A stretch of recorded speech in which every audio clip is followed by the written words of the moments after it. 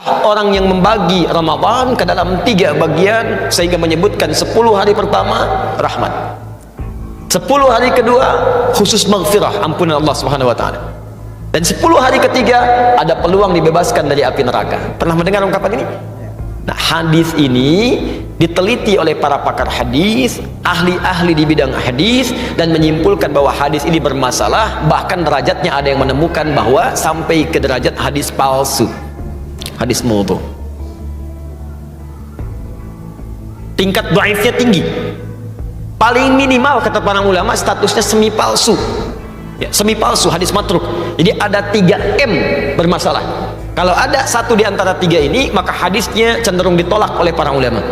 M yang pertama disebut dengan mungkar. Hadis yang diriwayatkan oleh orang yang tertuduh seringkali berbuat maksiat. Dia meriwayatkan hadis tapi terlihat suka berbuat salah. Ada yang mabuk, ada yang berselisih, maka hadisnya diingkari oleh para ulama. Ada yang kedua disebut dengan matruk namanya. Matruk, bukan sekedar diingkari, ditinggalkan.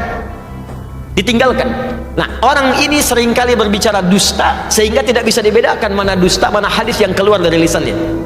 Dan yang ketiga ini yang paling tinggi disebut dengan maudhu'.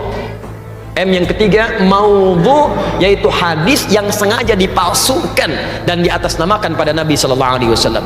Di antara golongan hadis maudhu', bahkan minimal matruk, adalah hadis yang menyebutkan awal pertama Ramadan rahmat, pertengahannya maghfirah, dan ujungnya pembebas dari neraka.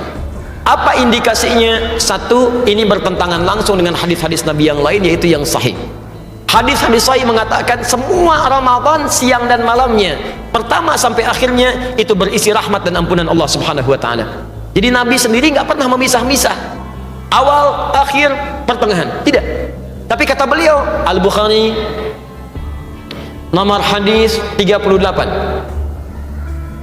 man shoma ramadhana imanan wa ihtisaban ghufira lahu ma taqaddama min dzambi. Siapa yang puasa setiap hari Ramadan, setiap hari, awalnya, tengahnya, akhirnya, dilakukan karena Allah, ikhlas mengharap pahala, diampuni semua dosa-dosanya. Jadi sejak awal Ramadan ampunan sudah ada.